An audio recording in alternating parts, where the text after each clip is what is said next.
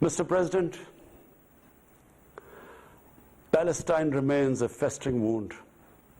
A just and lasting settlement is indispensable for the Middle East and actually the world. Illegal annexations of Palestinian territory, the building of illegal settlements, and the imposition of inhuman living conditions on the Palestinian people, especially in Gaza, cannot bring peace to a troubled region. Pakistan continues to support a two-state solution in line with the UN General Assembly and Security Council resolutions within the international agreed parameters, and they are pre-1967 borders, and Al-Quds, Al-Sharif as the capital of a united, contiguous and independent Palestinian state. Mr. President, the United Nations remains the best legitimate avenue for collective action in managing international conflicts, fostering peace and security, promoting equitable development and addressing global problems. I urge the Secretary General to take the lead in preventing global conflicts. He should convene summit-level meetings to address regional hotspots and resolve outstanding disputes. The United Nations should be made fully responsive to the challenges of our times.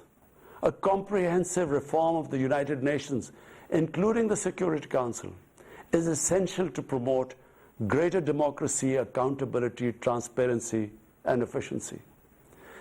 Pakistan will continue to participate actively in this process and endeavor with other member states to build a world where conflict is outlawed and equitable prosperity for all pursued in conditions of peace and security.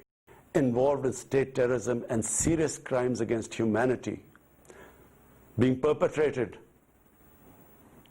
I'm sad to say, with complete impunity.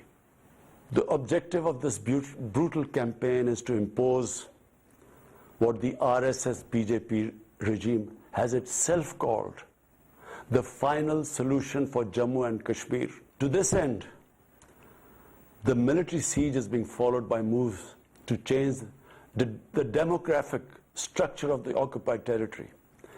This is an attempt to obliterate the distinct Kashmiri identity in order to effect the outcome of a plebiscite envisaged in the UN Security Council resolutions. This action is in violation of the UN Charter, Council resolutions, and international law, particularly the Fourth Geneva Convention. Changing demographic structure of occupied territory is a war crime.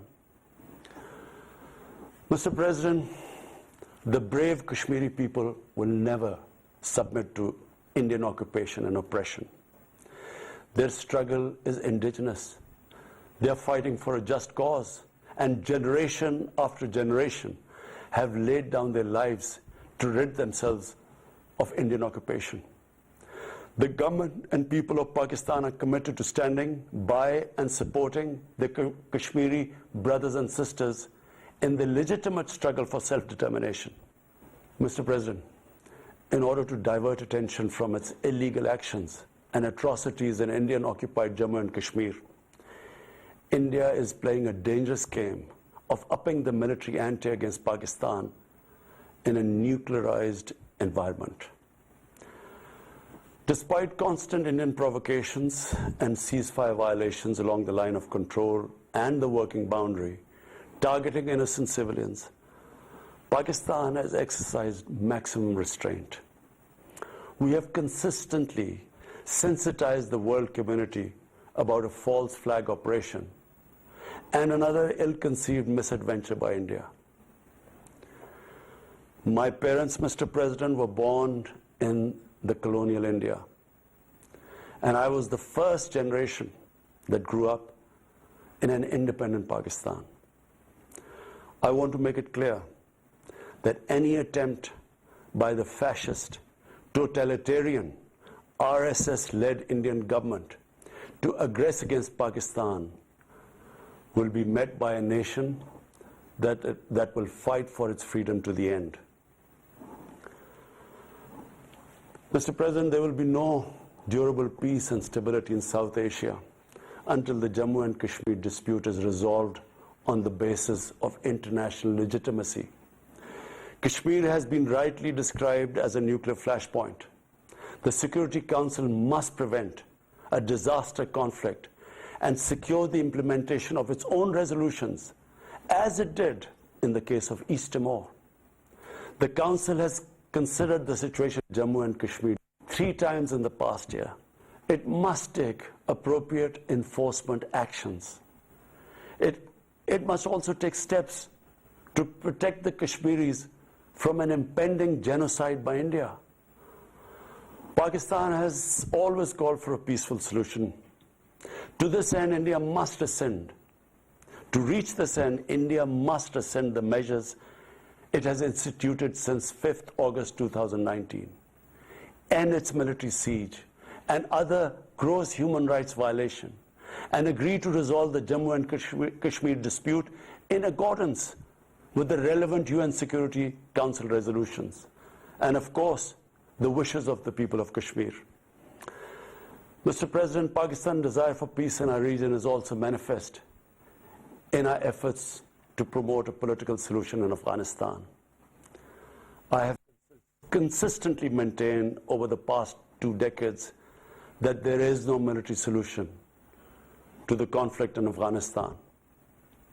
The only way forward was and is a political settlement which involves the full spectrum of Afghanistan's political actors.